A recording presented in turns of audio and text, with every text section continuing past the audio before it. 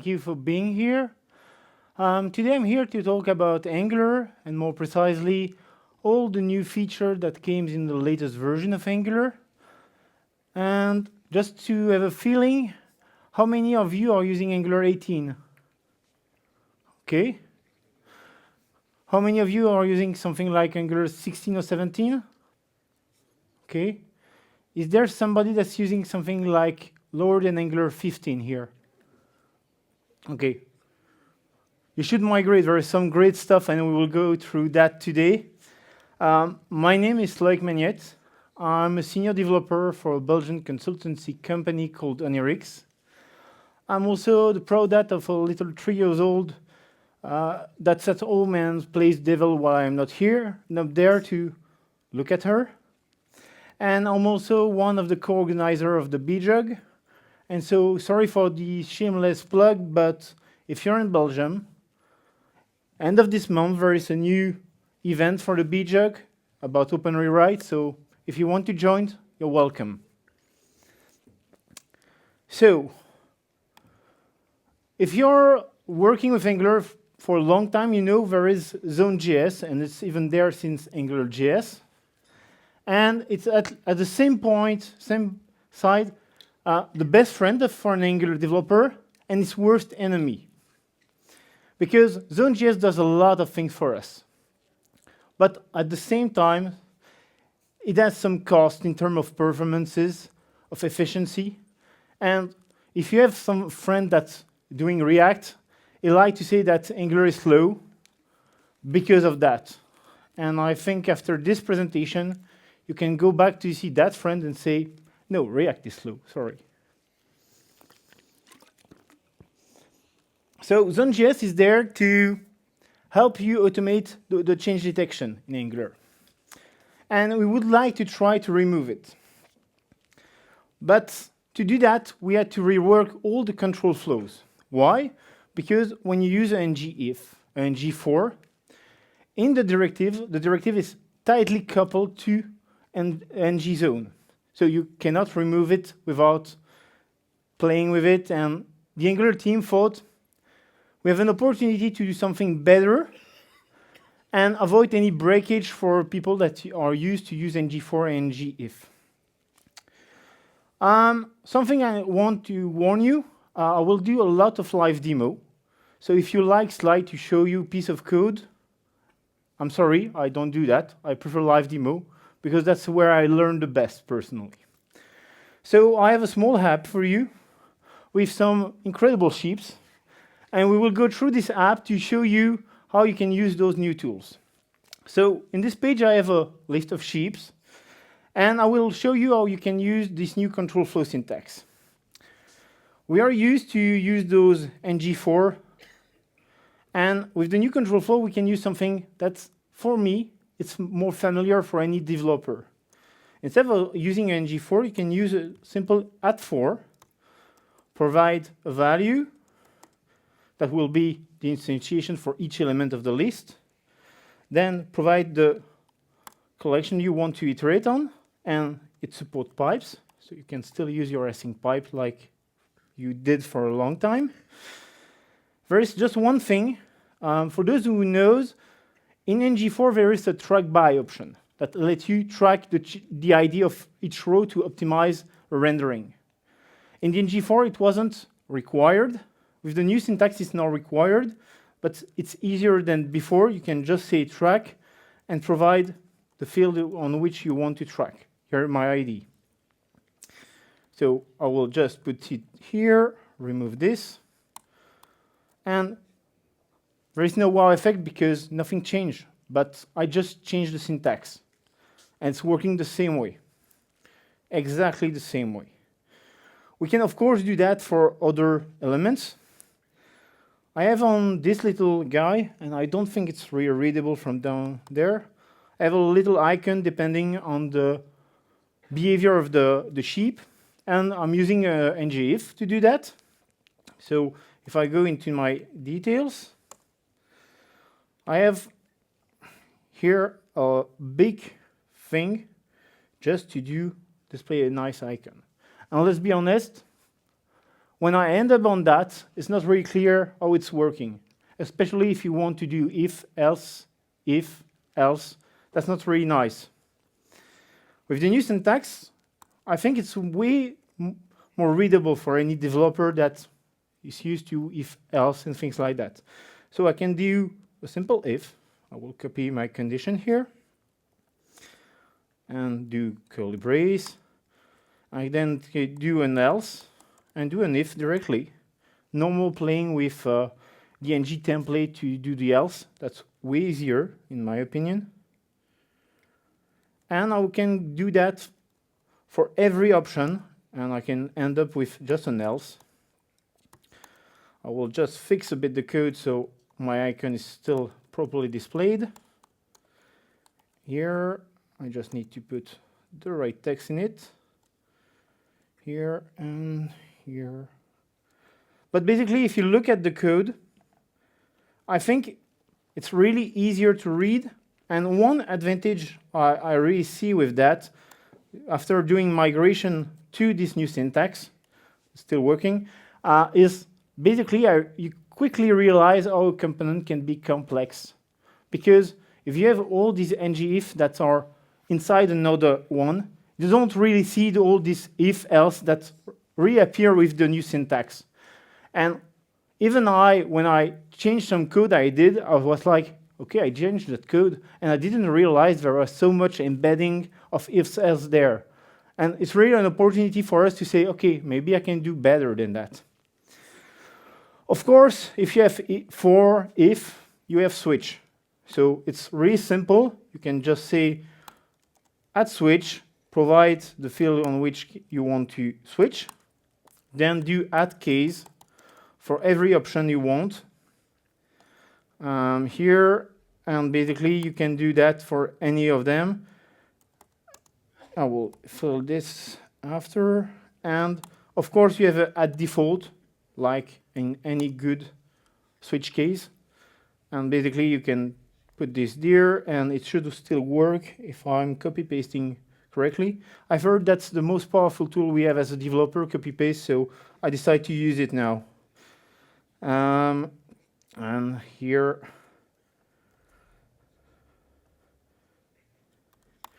and normally it's still working.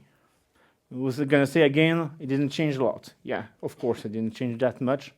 But the simple change in syntax will provide you something more readable and out-of-the-box better performances. Because those ng4 are not directives, they are something else. And they're working differently than other. If you go to any benchmark of JavaScript framework and things like that, and you just look at Angular with or without the add4 syntax, you will see there is a large difference in terms of performances to render components. Before that change, React was way faster than us with a large table when you can swap rows and things like that. This is the new syntax. We are really close to what Vue.js can do, and Vue.js is way faster than React. So those change, and I will show you, I can already show you. Of course, there is tools for you to migrate automatically, because you don't want to go through all your app and change it manually. But those tools will basically, you run a command, you will need to check a bit the change that has been done, but normally it's working. I've done it on 2 big projects and it's working really fine. And out of the box, with at max 2 hours of work, you have better performances. I don't think it's really frequent that we can say I work 2 hours and my whole application is better performance. So that's a great thing. The next thing is Deferrable view. The goal of Deferrable view is to be able to lazy load a part of a view. We already have some lazy loading mechanism with the router in Angular, but they are not that fine-grained. You could go more fine-grained, but you have to write a lot of boilerplate code to do it. And the Angular team said, we can do it for you, and it's going to be better for everybody. So the goal is really to render only an element when it needs to, or when you have CPU available for that, and not at any moment. So for the example, I'm going to remove this. So what I have here, I will reload so you can see it. And apparently I remove a bit too much. Yeah, there is nothing there. I will load at some point some post. If I reload this, you're going to see here in my console, there is a chunk there, a little JavaScript port that has been loaded. So all my posts were another JavaScript loaded. So it means when you load your page, you don't load all that JavaScript. It means you have better performance just when landing on that. It's very important if SEO and things like that are important to you. That's something that can be done with this new defer tag. So it looks like this. You have add defer, and you can provide an on or provide a trigger with a when, and it will trigger the rendering and the loading of this component only at this moment, specifically that moment. Of course, it's very useful if you have something that loads a lot of data or it's a large component, complex, that's very useful. But because we want to have a great user experience, there is a lot of other things that you can do. The first thing is to provide a placeholder, to say, okay, I want to display something there, so the user knows that something is supposed to be there. At some point, I will load it. The other thing you can do is provide a loading, and the difference between the placeholder and the placeholder is there until you start charging the component. The loading is there for the period it takes to load the component. And one thing, if your app is really quick or the person using it has great internet, he might never see those things if you don't use the minimum here with seconds. I use it just to show you. But if you say, okay, I will do it when it's idle or something like that, it might not even display for someone that's really a fast connection, but someone that is downstairs at DevOps where the internet is not that great, it will see it and feel like, okay, something is happening, I'm supposed to see something error. The last thing there is an error, and the error is there if something goes wrong while loading the component. You can display something nice for the user there. I will show you that. So if I refresh my page, you see the placeholder. And once you're going to load the chunk, you should see, and yeah, it went too fast. That's probably it. Yeah, it went a bit too fast. So if I put it back 2 seconds, I think it will be better. Yeah, you see I have a loading here to say, okay, something is happening. And when it's loaded, I will have the full blog post there displayed. If you want to see the error, we can do that also. I'll just need to, yeah, I will be able to do it like this. What I'm going to do is just disable, go offline. So basically, it's trying to load, and something going to go wrong. And just display an error to say, okay, something went wrong. So it will give you the tools to say, I'm trying to load just part of my application, and I can even land safely if something goes wrong. So those are really nice tools, especially if you look at your trying to improve performances in your application. Those are great tools to use. I'm going to go back here, and apparently something went wrong. Yeah, I'm still offline, right? I don't usually work offline, at least not like this. Here we go again. I'm going to do this, and we can go back to the slide. So that's for Deferrable view. And now we're going to talk about maybe the hottest and the biggest subject in the latest release of Angular, signals. How many of you knows exactly how signals works? Okay, not a lot of hands. Good. At least you will learn something. A way to see signals is to imagine a box. You have a big box, and usually what you do with a box, you put something in it. In my case, I think you guessed it, I have a sheep to put in it. So I'm going to put my sheep in it, and what it looks like in code is basically you define a field and you say signal, that generates to say, okay, that's a sheep, and you provide the sheep to put in there. At some point, you want to get back that sheep. That's quite logical. So when you do that, you will go call sheep, so my variable with parentheses. A really good way to remember that is if you have a box and you try to open it, you do that. It just looks like parentheses. That's a great way to remember it. So basically, at this point, you might say that's just a wrapper. What does it do? Because there's nothing there. Basically, it's called a signal for a reason. When you open the box, you trigger a signal, an alarm, to say, because I opened the box, I'm interested in the next update for the content of this box. Only the next one. It's not an observable. I don't want to listen to everything coming here. I just want the next one. And basically what signal does for you, you will say, okay, I've put a value, and if it changed, I will be notified for the next update. And if you keep using those parentheses, you will keep getting the new updates. But that's the simplest way you can explain signals, at my opinion. So I need to tackle this because a lot of people saw signals and they're like, yes, I don't need React.js anymore. I can forget about observable. That's not the case. Not at all. They serve two different purposes. Observable are there to do async stuff, so calling a backend, loading some resources. You can orchestrate them using all the React.js operators that you know, the join, the fork join, the merge map, and everything there is there. You can do the cancellation, you can do everything there. Nothing changed there. Signals are synchronous, so no async stuff there. They are used to have derived states, local components with a state. That's really their purpose. So if you have an Angular application, you should probably only have signals in your components and observable in your service. I say in general because you will probably find a use case where it's better another way around, but that's a general rule for you.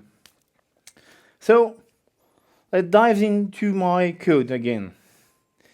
So this time I'm just going to look at this little card, and you see I have a little like icon there, and I would like to be able to click on it and increase the like count simply there. And I'm going to use signal to do that. So I have this little component here that just displays the card with the sheep in there, and I'm going to define a counter to get those how many likes has been done. So it's a simple like count. I'm going to say it's a signal, and it's simply a number, and I'm going to provide an initial value to 0. I've already defined a method to say when someone clicks, I need to do something. So I want to update my signal. So to do that, I'm going to call my like count. I have two options. The first one is set, and the goal of set is just to provide a value. You don't care about what was in the box, you put your new stuff and you don't care. The one I'm going to use is the update. The update is to say, okay, I know the previous value and I'm going to compute a new value knowing that. So here I can simply do this and say +1. That's just going to update my count. I still need to update my little view so we can see this count. So I'm going to import a mat badge and say, okay, that's my like count. And as I say, I put the parentheses because I want to get the value here. So let's go back here. And if I click here, you see the little number down there is increasing as I click. So that's easy enough, you will see. I want to go a bit further. I want to show you other form of signals. As you can see in my interface, I have a little filter here, and I would like to filter the sheep based on my input there. So to do that, I will go back in my list. And as you can see, I have a search value that's supposed to be used. Right now, it's a simple string, but I'm going to change it to a signal, because let's use signal everywhere. And apparently, I have difficulty today to find my keys on my keyboard. And I'm going to just say import signals. So I need to change my template to say, this one I don't need to change. The ng model already supports signals, so I don't have to change anything. Here I need to change it because I want to set the value, so I use the set, because the goal here is just to clear the field. And now what I want is to filter those sheeps. Right now, my sheep list is an observable. But what would be really nice is to have a signal, because with signals I can do a lot more. And that's not that complicated. I can just call a little function called toSignal, where I provide my observable. And if you look here, it's going to say, and I'm going to make this a bit bigger, say it's either an array of sheep or undefined, because it's an observable, you never know what can happen there. So I would like to have, in any case, an array every time, so I can provide as an option initial value. And that way, it's always an array. I don't need to care about undefined. Now I want to filter all those sheaves based on my search value. And to do that, I'm going to use a kind of signal called computed. The goal of a computed is to compute a value based on other signals. So I'm going to say filter sheeps here and say it's a computed of sheep array. Here I need to import all these. And what it looks like inside is a simple function. And I'm going to be able to say, and I'm going to put an enter there because the line was going to be long. I'm going to take the list of sheep, try to filter this, and I'm going to provide a filter function. And what I'm going to do is to say I need the value for each one, the sheep.name. I want it to do uppercase to uppercase. We're going to avoid playing with that. Includes, and I can call this dot search value to uppercase, and I need the parentheses here to uppercase. And so what's going to happen with that? And I'm missing parentheses here. Yeah. Oh no, that's it here. Yeah. Every time either my search value or my sheep list changes, so the signal is triggered, this value will be recomputed. You need just to be careful because every time you change something there, it might be triggered. If you don't want to follow any of them and say, if this one changed, I don't care, there is a little function called untrack. So you could say, it's not useful here, but you can call untracked. And what it means is it's not going to trigger the computed if this value change. That's not what I'm interested here, so I change this. I'm going to just change this one here, so I don't need the async anymore, so I can say filter sheeps. And I'm still have an error. Where is it? Yeah, where are you? This can always be true. Okay, I have something, a condition somewhere. Does anybody see it? Yeah, this one. Here, I think. Yeah, that's it. So normally if I type, you see it's filtering automatically. I didn't write any function, it's just the computed doing the job here. I'm going to go further. I want to be able, when I click on this, to have a little snack bar to tell me, oh, this one has been liked. So to do that, I'm going to go back into my summary here, and I'm going to use something called an effect. The goal of an effect is to be triggered anytime a signal is updated. I don't compute anything, I want to execute an action when the signal is triggered. So in this case, I'm going to put it in the constructor. That's the right place to put your effects in any case. And the effect looks just like effect, and you provide a function in there. In this case, I want to use a snack bar, so I'm going to import it. Inject mat snack bar. Here we go. And what I can do now is to say, okay, this dot snack bar dot open and I can simply provide a string here. I could say simply this dot like count and provide this here. And what's going to happen in the effect, every time I change the value, this effect will be triggered. You need to be careful about two things in effects.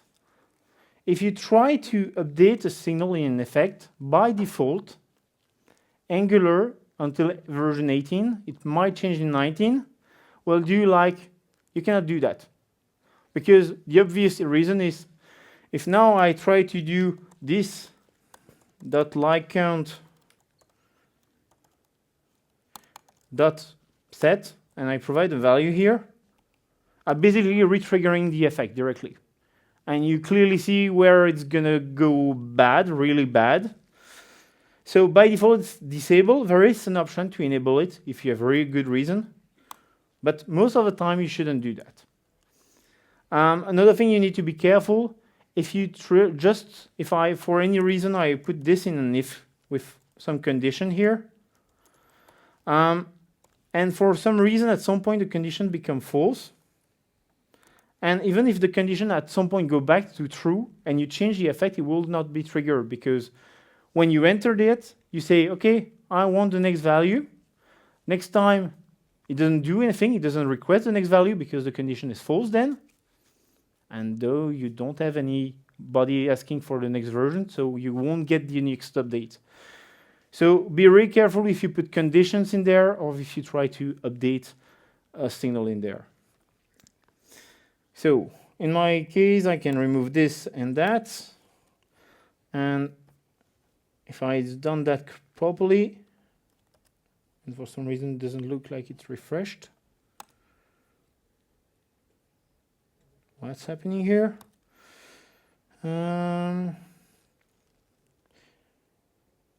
Yeah, okay. Okay, I know what's happening.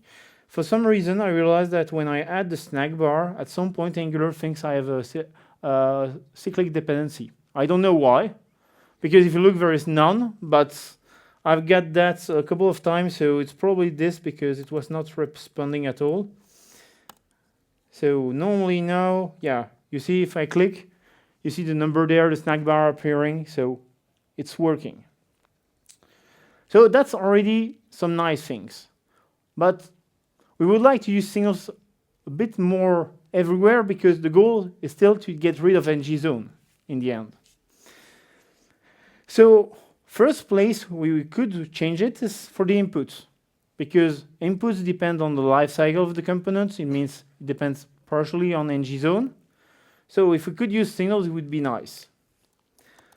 So you can now define your input like this, using input that's a specific kind of signal, and you can still provide the type. And because it's required, I don't need to provide any value. I will need to change my template because, of course, I need to put the parentheses everywhere. But otherwise, it's still working. There is nothing hard there. You're just switching to inputs that are signals. It means also you could use effect instead of ng on change to trigger something, because you have the whole life cycle of the signal instead of using the life cycle of your component. The next question could be, okay, but I have input, what about outputs? And we have outputs now. So you can simply, let's say I want to share my like count to the parent, for instance. And I'm gonna simply say it's an output. So really similar to the syntax you get with the input signals. And I can say it's gonna be a number. Let's type everything. And I can simply say here, when it's changing, I can say this.like count change. And it's not an update, it's an emit. And you might wonder why, but if you have already outputs with the outputs, that's event emitters, where you use the emit. So basically, that's a way to do simple things for you. You change the type and you don't even have to change where you do the emit. It's still working. So in this case, I'm gonna just emit the value. This.like count here. I'm gonna take this because I'm probably gonna need it for the rest of the demo. Cut it, and I'm gonna go. Why did I cut too much? Yes, right. I'm gonna take this. So if I go back in the list, now I can provide here something to say, okay, the like count has changed. So you will have the like count change, and you can simply provide a function like you always did with the good old at output. Create the method, that's the like. And I'm gonna provide here the snack bar, so I can do the same thing I did before. So I can inject it, mat snack bar here. And I'm gonna just put this. I don't need the constructor. I don't need the effect. I just need this line, in fact. And basically, I'm not using this. I'm gonna just use the thing I received from my the child component. So normally, again, because I already have some deform effect, we'll see it's still working. So the output is working basically the same way you used to with the good old at output, but it's using signals. The next step, the next logical step would be, how do I do two-way binding? The good old banana in the box that we used to do with the input, the output, change, and do something like that. You might say, oh, but you have something really similar here. But there is something better than that. So if I go back into my summary here, I could say that it's not a signal anymore. It's a model. A model is basically a signal that allows to emit and get an input. So it's a two-way binding signal. So I can say it's a number, again. I'm going to provide, and I can even say it's required. I need to import this. So I don't need anymore this thing. This I don't need. I don't need to do anything like this. I can go back in my list. Here. What I need to do is define my like count here. So I'm going to just say it's a simple signal of type number, provide an initial value. I don't need this, but I will just copy this. I'm going to provide a constructor because I still want to use the effect so you can still see that it's properly working. And it's going to be this.LikeCount. And what I'm going to change here is in the template. Because here it doesn't exist anymore, but I'm going to be able to use this, say like count, and I can provide my signal here. And if everything works well, when I click, you see the number still appearing, and you see, because I'm using the same value for everybody, it's there also. So I have a two-way binding just using a model, and that's way simpler than what we used to do with the input, the output, and everything. And it's out of the box, it's there, and it's really great to use. I'm looking at the time because there's really a lot about signals. There is one more thing, and I would not be able to demo here, but there is another type of signal that exists. How many of you use @viewChild or @viewChildren here? Yeah, quite a lot of you. There is the same thing, so I can do this .viewChild and viewChildren also, and just provide a component there, and you will have a signal instead of having a good old type what you have. So you can use all the feature that's coming with signal using that. So basically, Angular is ready for you to move to signals almost everywhere. Let's go back to the slides.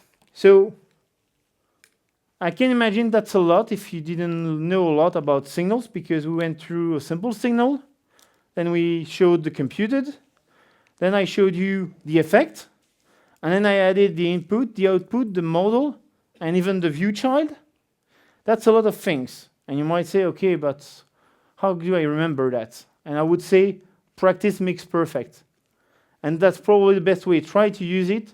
You will make mistakes. A couple of weeks ago, I had a colleague that didn't think about the effect and the fact that if you try to update something in the effect and signal in the effect, it didn't work. And he complained to me, I don't get it. It doesn't execute my code there. I was like, yeah, but you're trying to update the signal in an effect. It's not working. Oh, I didn't think about that. So that's a new mindset you need to have with signals, but that's really useful. I have one question. Yeah? With the effects, does it detect which signal it has to listen to? Yeah. The question is, with the effect, does the effect detect which signal it needs to listen to? Basically, any signal you call in there is going to be a way to say, okay, if this signal changes, I will follow. That's the reason there is the untracked function to say, I don't care about this one, please don't notify me if I'm not interested. Of course, you don't want to go everywhere in your code changing that if you want to use it. So Angular has announced with Angular 19 that we will get new schematic to migrate to signals. So there's only already one for the input migration and one for what they call signal queries, so the view child, the view children's. So you could migrate directly in 19 to use those signals everywhere. That brings us back to Zone.js and gzone. Because we have signal almost everywhere now, we can do almost anything with signals where we needed all the good Zone.js. We can try something new. We can try zoneless. It's appeared with Angular 18. There is two change detection mode. First, the hybrid. The hybrid is supporting all the input and the zoneless and also the good old things. And that's probably the one you're going to use for a couple of versions going on because you don't know that all your dependencies are supporting signals and zoneless. And they provided an experimental zoneless, so you can try it and probably maybe check, okay, is everything still working? Because maybe it's the case, and I'm happy for you it's the case. But you can already test. I put experimental in red for one good reason. Please don't use it in production. I know the effect of conference-driven development. You see a great talk, you go back to work and you want to try everything new. Please don't do that with the experimental one. But I'm going to show you how you can try it. So the first thing you need to do is go to the app config, where you have the new configuration using the provide. And instead of using provide zone change detection, you can say provide experimental zoneless detection, change detection. It's rewritten there, so you know that you're doing something dangerous. The second part you need to do is update your angular.json and remove the Zone.js from the polyfills. I need to restart then. And I have a simple app, so you're gonna guess it, it's gonna work still, everything's working well. But the goal is to show you that if you have properly set up everything with the signal everywhere, it's already functional. And if you want to know about how it can impact performances, there's a guy there, he's hiding, and he changed to zoneless using material components, and he's seen a really big change in performances. Yeah, he's a bit shy, but it doesn't bite, don't worry. But it's already showing that you can get great performance from those changes, and you can say, okay, I'm gonna go that way. That's a really great thing, I think, for us developers. It leads to what we call signal-based component. The idea is to have components that are only signals, but we need to trigger probably a flag to say that. It's not there yet, but that's what we're looking for. And what we could provide signal-based components is instead of re-rendering your component, it could only render just a little piece of your component where the signal has changed. And it means if you have a large component and you change just a value that's somewhere there, there's just this part. I think it's quite obvious the advantage you get from a performance point of view of that kind of change. Because instead of re-rendering a full component, you might just re-render 2 lines in your component. That's way, way better. And that's the direction we are going with those signals, this zoneless experimental. That's really the goal there. Another change that's coming with Angular 19, until now, standalone component, you need to say, okay, this component is going to be standalone. And let's be honest, standalone components are really great. And starting in Angular 19, the default will be standalone true, not false anymore. So you can imagine when you're going to migrate that the schematic you're going to run to say to all your old components you're still using modules to say standalone false, and probably remove all the standalone true that you have. But that's going to be the new standards going on. So it means that's the direction you should go. Doesn't mean that modules are deprecated, but that's the future for Angular, is to go standalone components. Another thing that's changed is the documentation. If anybody went recently on angular.io, you probably seen the banner saying, that's deprecated, please move to angular.dev. So you should get all your new information for angular.dev.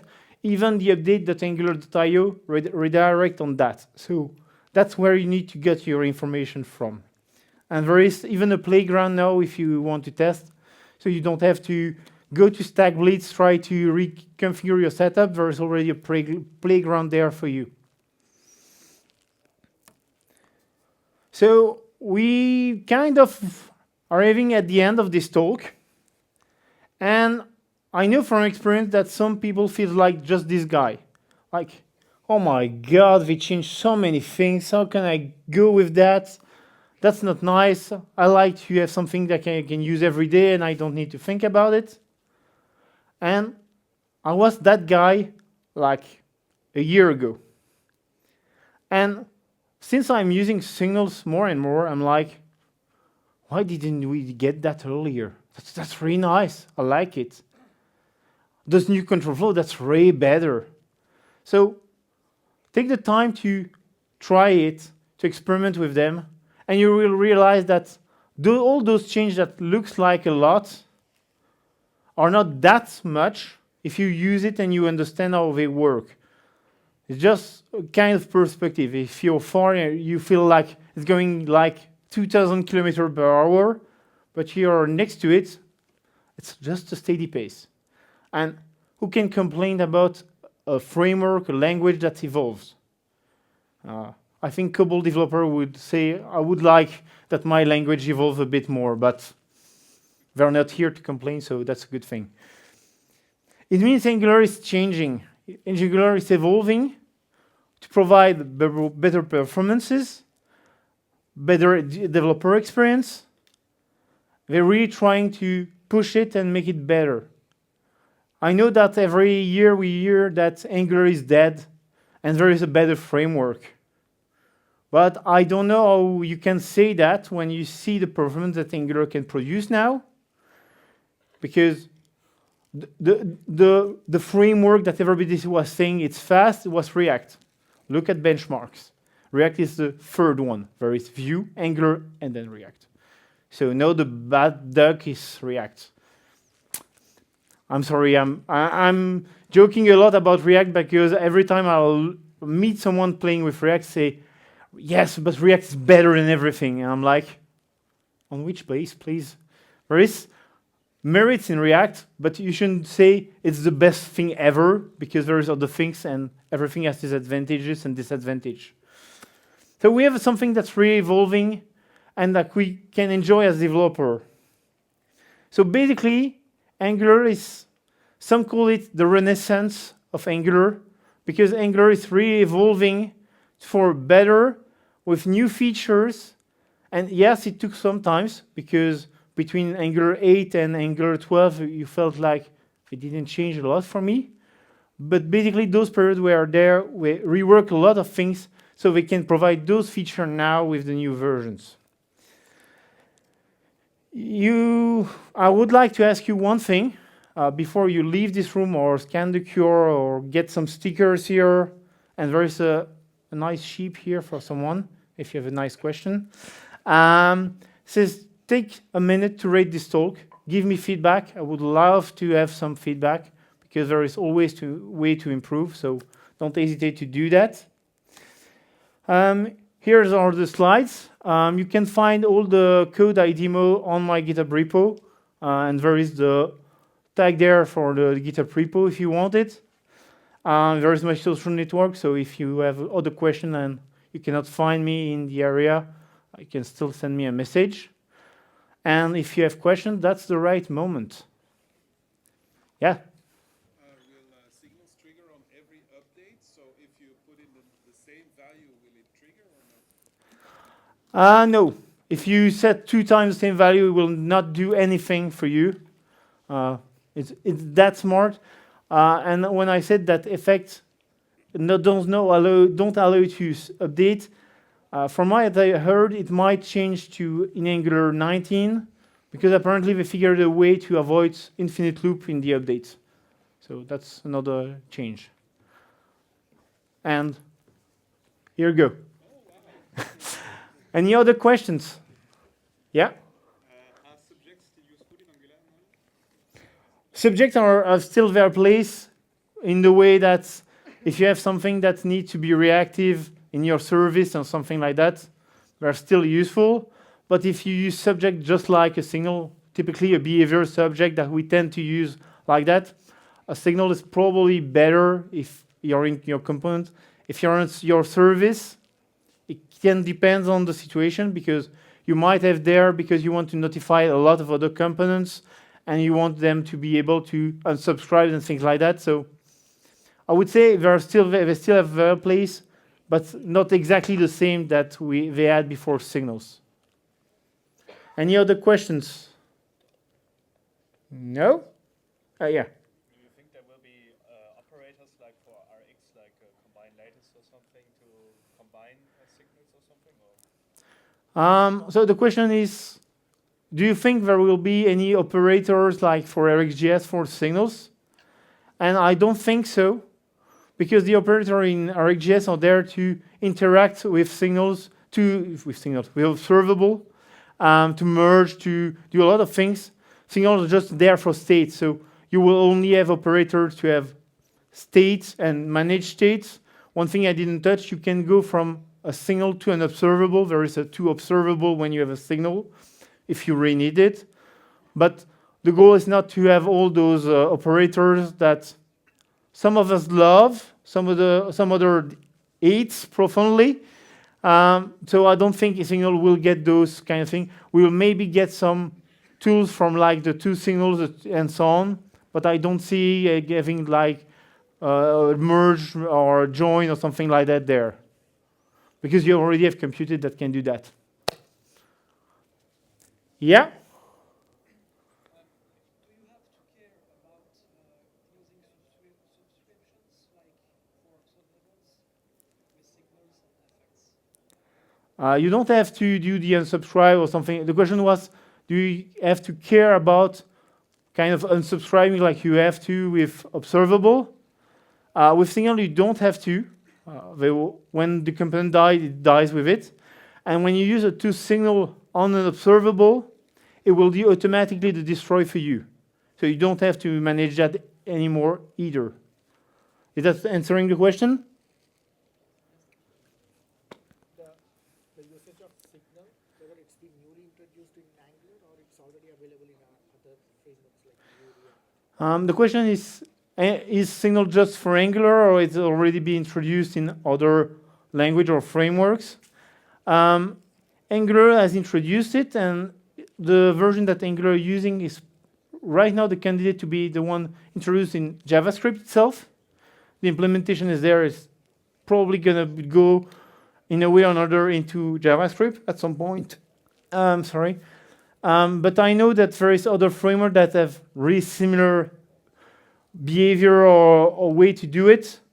but probably it's going to be really similar to what Angular is having in the future, because it's kind of going in the way that it's going to be standard for even JavaScript. Time is up, so thank you. If you have a question, you can come, and there are stickers for those who want.